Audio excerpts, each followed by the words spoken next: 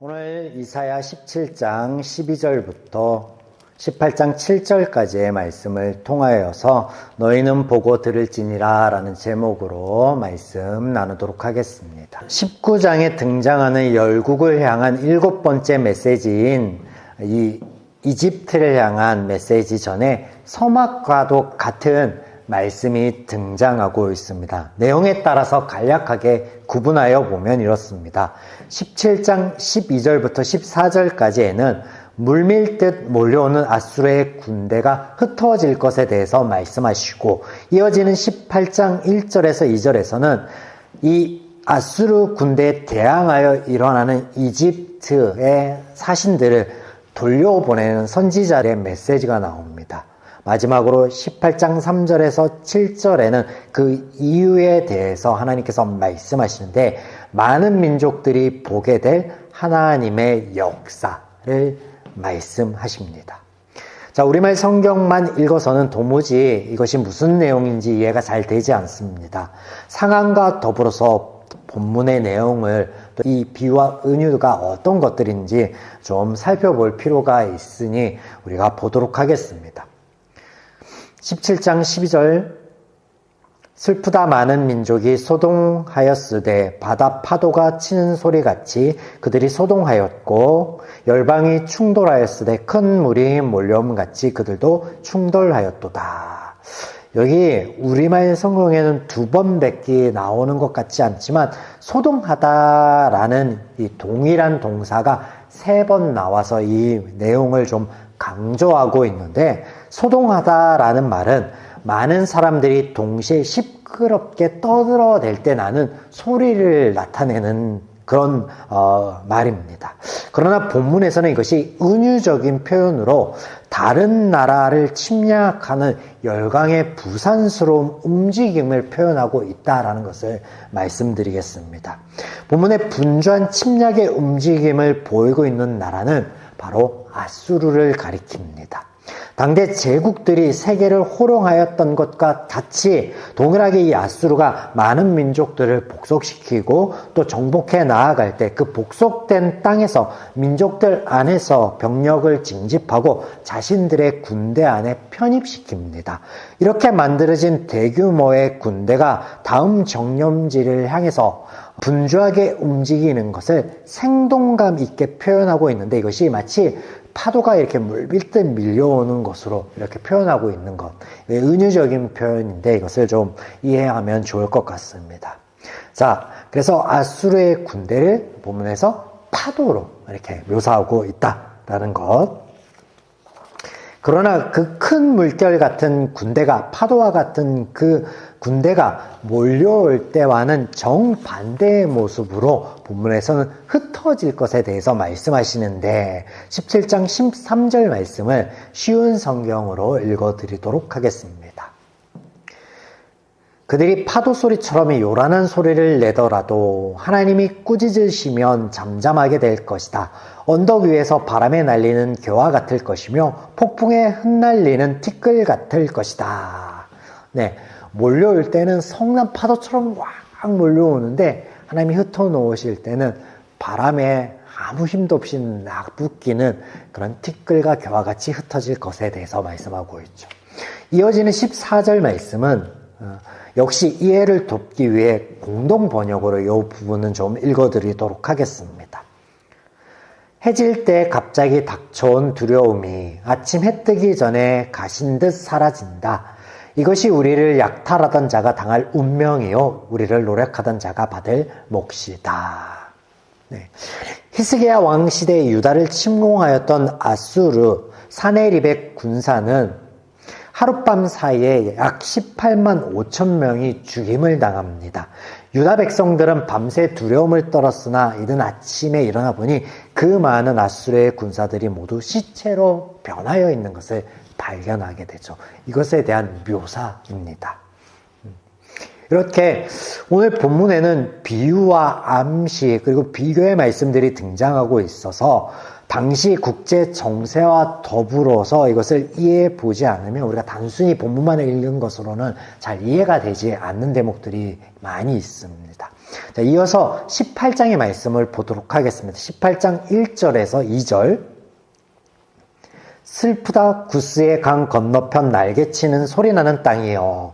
갈대배를 물에 띄우고 그 사자를 수로로 보내며 이르기를 민첩한 사절들아 너희는 강들이 흘러나누임 나라로 가되 장대하고 준수한 백성 곧 시초부터 두려움이 되며 강성하여 대적을 받는 백성에게로 가라 하는도다. 그냥 읽어서는 무슨 말인지 잘 모르겠죠. 네. 1절의 구스와 2절의 장대하고 준수한 백성 곧 시초부터 두려움이 되며 강성하여 대적을 밟는 백성.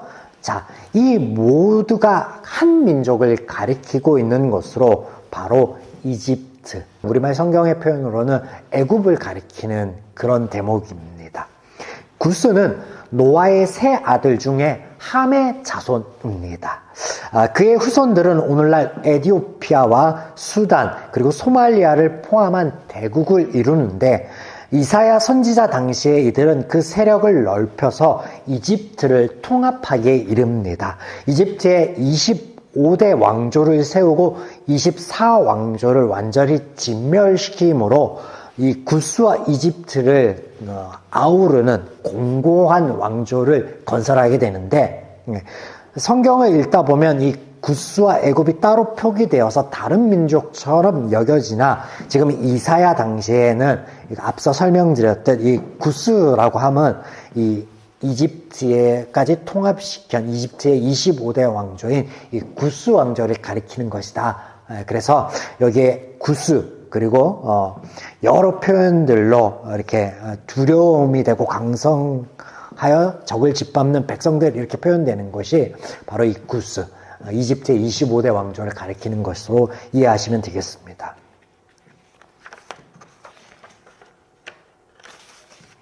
네, 1절과 2절을 보시면 이 구스 왕조, 이집트가 분주하게 사신들을 보내는 것으로 묘사되고 있어요. 배에 이렇게 여러 배에 사신들을 실어서 막 여기저기 보내는 모습들로 이렇게 묘사가 되고 있는데, 이것은 아수르를 경계하기 위한 움직임으로 당시 이집트는 사신들을 보내서 동맹을 맺고 또 그렇게 맺어진 동맹국들을 부추겨서 아수르를 대항하도록 하였습니다. 이런 그들의 사절단을 그들이 왔던 곳으로 돌아가라라고 2절 말씀에는 권고하고 있는 거예요. 이유는 3절 이하에 등장하는 하나님의 역사 때문이겠죠. 이를 살펴보기 전에 유다의 상황을 잠시 설명을 드려볼 필요가 있을 것 같습니다. 유다는 아하스 왕이 죽고 히스기야가 왕이 되어서 친아수르의 정책에서 돌이켜서 반아수르의 정책을 펼치고 있을 때입니다. 전에 아하스는 아수르를 의지하였기에 이에 대항하여 북왕국 이스라엘과 아람이 동맹을 맺고 너희도 합류하라 라고 했을 때 그 말을 듣지 않았죠. 이에 아람과 북이스라엘이 연합군을 이루어서 침략하였을 때 이것을 위로하는 메시지로 이사야 7장에 등장하고 있을 때 우리가 좀 살펴보았습니다. 또 아하스 왕은 그들 연합군을 상대로 아수르에게 도움을 청합니다. 그런데 아수르가 유다를 돌보지 않았죠.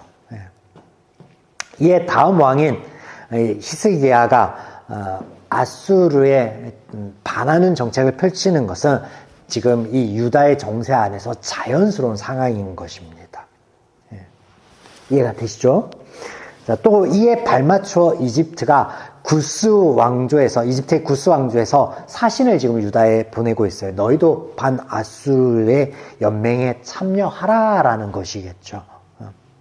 그런데 그 사절단을 너희들이 왔던 곳으로 돌아가라라고 이 이사야 선지자를 통해서 하나님 메시지가 지금 전해지고 있는 것입니다. 이해가 되시죠? 이제 3절부터 보겠습니다. 3절. 쉬운 성경으로 좀 읽어보도록 하겠습니다.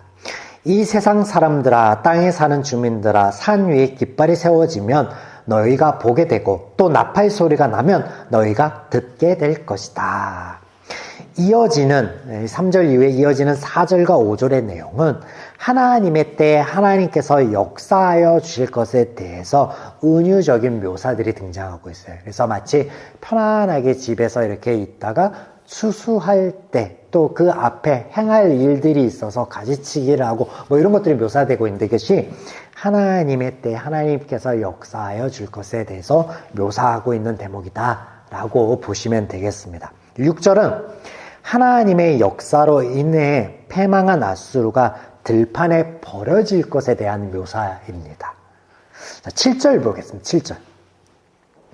그때 강들이 흘러나윈 나라의 장대하고 준수한 백성 곧 시초부터 두려움이 되며 강성하여 대적을 밟는 백성이 만군의 여호와께 드릴 예물을 가지고 만군의 여호와의 이름을 두신 곳 시온산에 이르리라. 자, 여기 장대하고 준수한 백성 곧 시초부터 두려움이 되며 강성하여 대적을 밟는 백성, 이게 누구라고요? 이집트를 가리키는 거, 구스 왕조를 가리키는 거예요. 그들이 여호와 앞에 예물을 가지고 나올 것을 말씀을 하십니다.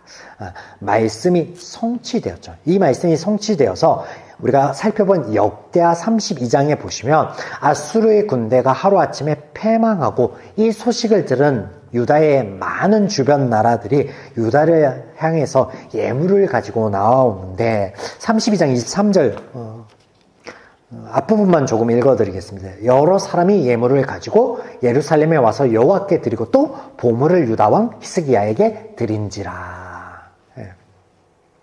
여기까지 본문의 내용들을 정세와 또 비유와 또 비교의 말씀들을 가지고 좀 살펴보았습니다. 내용이 좀 이해가 되실 것입니다. 그렇다면 이런 본문의 이 이야기 안에 우리는 하나님의 구원과 죄에 대한 교훈이 무엇인지 이제 나누도록 하겠습니다. 첫 번째는 아수르의 침공과 이에 맞서는 이집트에 대한 것입니다. 자, 본문에 확인된 바 아수르는 서남진을 하며 그 세력을 확장하였고 이 과정에서 많은 민족들을 굴복시키며 자신들의 군대 그 민족들에게 징집된 이들을 포함시키면서 확장해 나아가는 모습으로, 그래서 이것이 물밀듯 밀려오는 파도에 비유되어서 소개되고 있었습니다. 그런데 이집트도 이와 같은 모습으로 표현되고 있다라는 거예요. 비교되고 있는데 그들이 나일강에 여러 배들을 띄워서 사신들을 펼쳐서 연합군대를 형성하는 모습이 마치 이 아수르가 정복하고 편입하고 정복하고 편입하는 것처럼 사신들을 보내어 편입하고 사신들을 보내어 편입해서 이렇게 맞서는 것처럼 표현되고 있다라는 거예요. 즉 강대강의 모습을 우리가 발견하게 된다라는 거예요. 하나님 이것을 보여주고 있어요. 강대강의 모습. 성경에 보면 동해보보법이라고 알려진 것이 있습니다. 바로 신명기 19장에 등장하는 하나님의 말씀인데요. 우리가 이런 구절을 익히 들어서 알고 있습니다. 눈에는 눈, 이에는 이. 들어보았죠. 이와 같은 것이 고대 함무라비 법전과 또 로마의 성문법인 12동판법에 유사하게 등장하고 있습니다. 그런데 성경에서 하나님께서 말씀하신 것은요, 그 내용상 의미가 다르다라는 것입니다.